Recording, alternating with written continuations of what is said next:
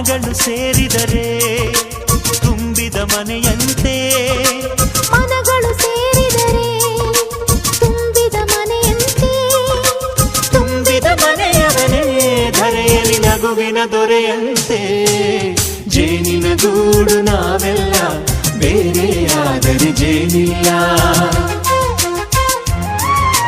ಜೇನಿನ ಗೂಡು ನಾವೆಲ್ಲ ಬೇರೆಯಾದರೆ ಜೇನಿಲ್ಲ.